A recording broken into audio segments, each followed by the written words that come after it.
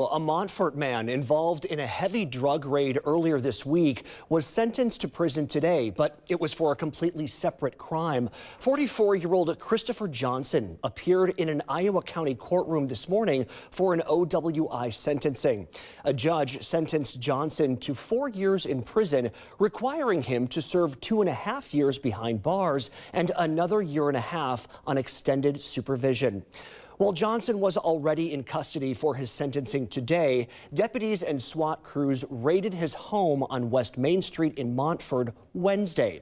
That raid was the same home where 17-year-old Addison Colomer was found dead last October, though officials say today's proceedings are entirely unrelated to that cold case.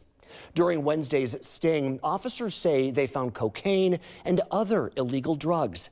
Investigators have referred new charges of drug possession for Johnson to the district attorney, on top of an open, separate case he faces for trafficking heroin and fentanyl. In court this morning, the prosecution argued Johnson has continually shown a reckless disregard for the law and belongs behind bars. Along with a $1,250 bond, Johnson was sentenced to 4 years within the prison system. If we break it all down, he will spend 2.5 in prison, along with a 1.5 years of supervised release after that. Then he will have 3 years of probation.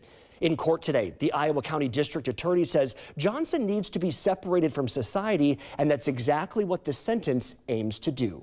What this sentence recommendation is, and I'll be straight honest with it, this is a sentence recommendation to protect the public from Mr. Johnson. Officials would not have conducted the search warrant at the house in Montfort had it not been for a different search warrant for 21-year-old Christian Jarrett. Investigators arrested and charged Jarrett with sending sexually explicit photos to a child under 16 through social media.